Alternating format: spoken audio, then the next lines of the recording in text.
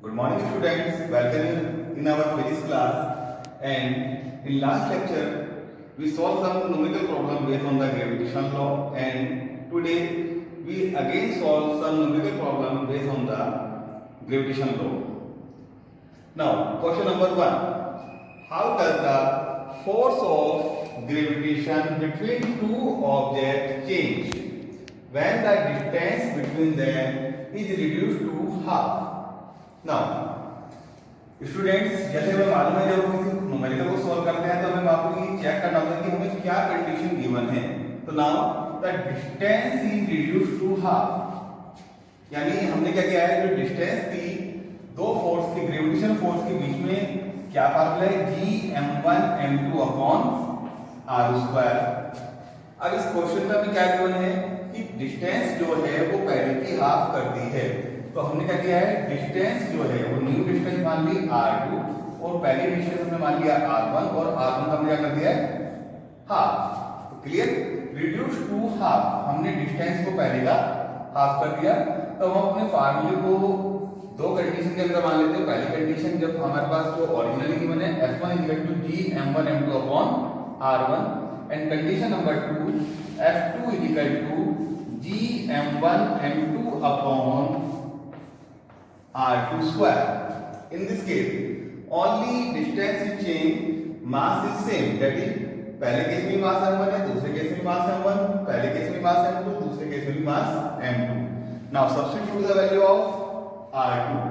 So then F2 is equal to Gm1 m2 upon r2. And what is the value of r2? r1 by 2 का whole square. So that is 4Gm1 m2 upon r1 square. Equation number 1 and equation number 2. Now अब हमें बताना है कि force में कितना change हुआ. For this हम इक्वेशन 2 को इक्वेशन 1 से डिवाइड कर देंगे. That is F2 upon F1. क्या किया हमने, इक्वेशन 2 को डिवाइड किया इक्वेशन नंबर 1 से. तो इक्वेशन 2 कितनी है हमारे पास, 4 Gm1 m2 upon r1 square, and it is divided by the equation number 1 which is Gm1 m2 upon r1 square. Gm1 m2 से Gm1 m2 cancel, r1 square से r1 square cancel, that is 4 upon 1. Now F2 upon is equal to 4F1. यानी अगर हम distance को half reduce कर देते हैं तो जो हमारा जो फोर्स है वो कितना चेंज हो जाएगा, 4 टाइम्स ज्यादा हो जाएगा. Because F is inversely proportional to the r². 2 का स्क्वायर कितना होता है 4. तो फोर्स रिड्यूस हो गया तो कितना हो जाएगा, 4 टाइम्स वो ज्यादा हो जाएगा. That is the answer of question number 1. Now question number 2. What happened to the force between two objects if number 1 the mass of one object double, number 2 the distance between two objects is double and triple, and number 3 the masses of both objects are double. Solution of our first part. So we know that force of gravitation is equal to Gm1 m2 upon r².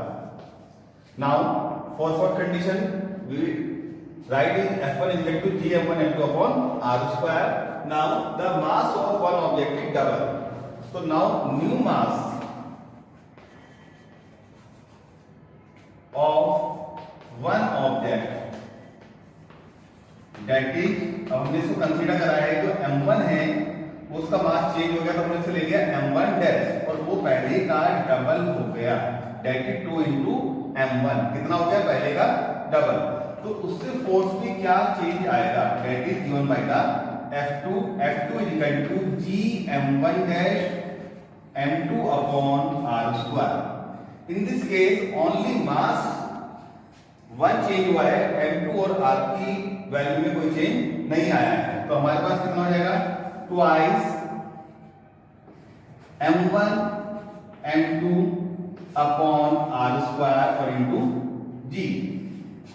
Now this is equation number 1 and this is equation number 2. So now 2 by 1, that is F2 upon F1. So then we can write 2g m1 m2 upon r square, that is the value of F2, and g m1 m2 upon r square. Both are same, so then cancel each other, that is the 2. So then F2 upon F1 का ratio कितना आ गया? 2 by 1, और we can write as F2 is equal to 2F1, यानी कितना हो जाएगा?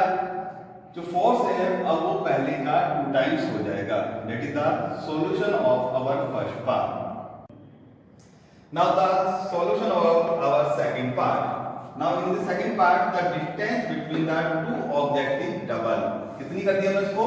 Double कर दिया और ट्रिपल. तो हमारे पास कितने पार्ट है? यहाँ पर दो बार में इस क्वेश्चन को सोल्व करना, एक बार डबल और एक बार ट्रिपल. तो क्या कंडीशन गिवन है कि जो हमने डिस्टेंस जो थी r, उसको हमने पहले का डबल कर दिया. तो नई डिस्टेंस मैंने मान ली r2 और पहले की डिस्टेंस कितनी मान ली? r1. पहले का कितना कर दिया इसको? डबल. तो पहले केस में फोर्स कितना होगा? F1 gm1 m2 upon r1 square. Equation number 1. And in the new case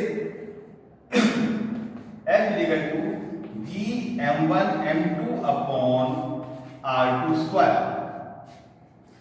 अब हमारे पास r2 की वैल्यू कितनी है? That is twice r1. तो इसको सब्स्टिट्यूट कर देते हैं. gm1 m2 upon twice r1 का square, that is gm1 m2 upon 4r1 square.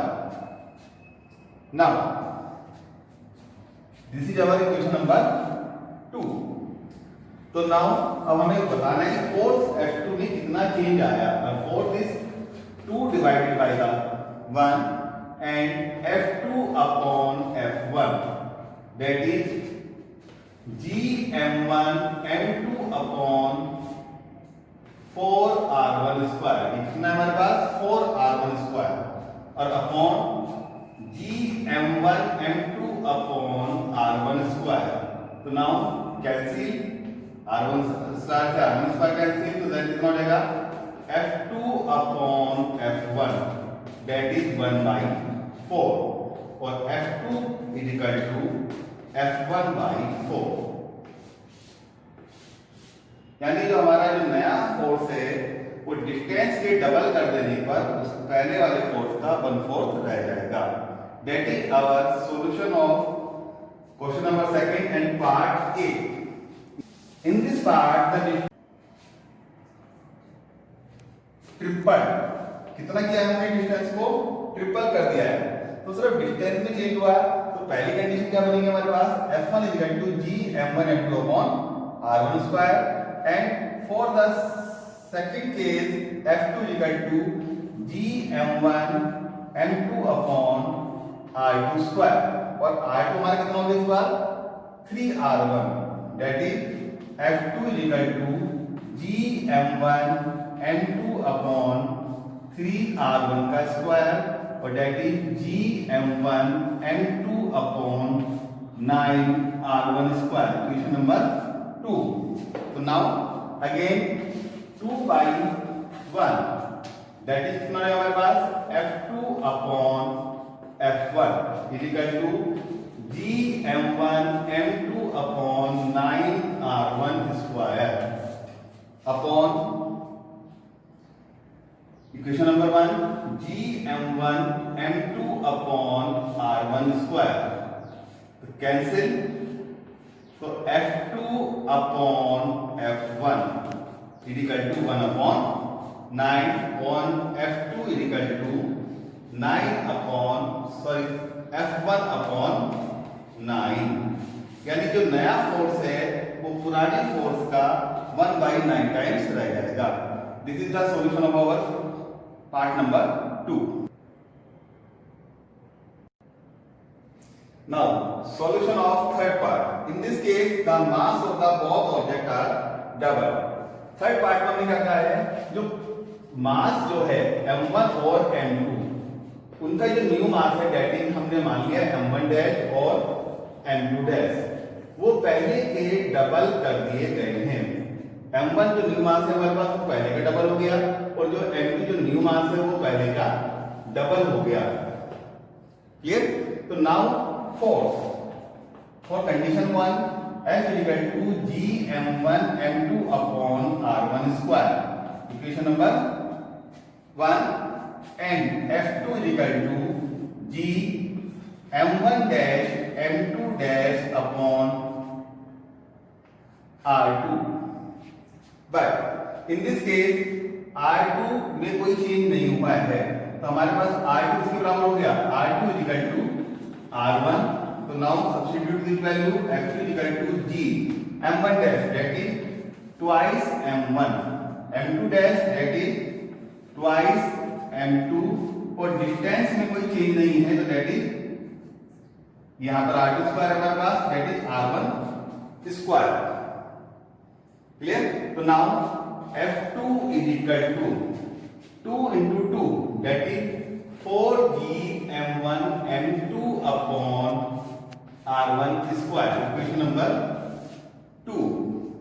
Now again 2 by 1, so then f2 upon f1 is equal to 4Gm1 m2 upon r1 square upon Gm1 m2 upon r1 square.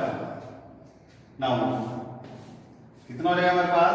f2 is equal to 4f1, यानी अगर हम दोनों मास को initial value का double कर दें तो then force कितना टाइम हो जाएगा? 4 times. Now question number 3, what happened to the force between two object is mass of both object is half and the distance is reduced to the half. Students, in this question the mass of the object is half.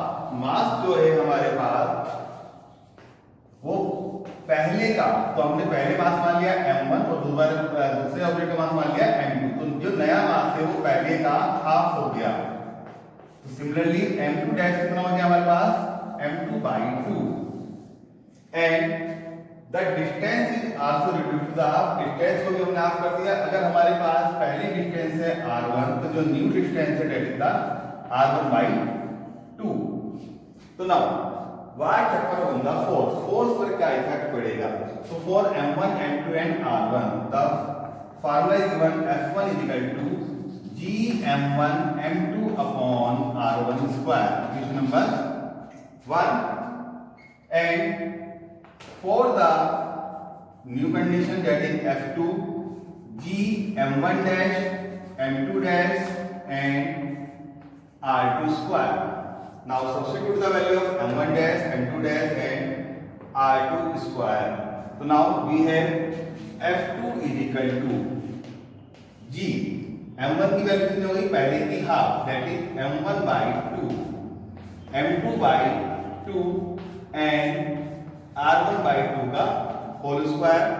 तो now f2 की value कितनी रहेगी हमारे पास? g m1 m2 upon 4 upon r1 square by 4. 4 से 4 cancel, that is g m1 m2 upon r1 square, equation number 2.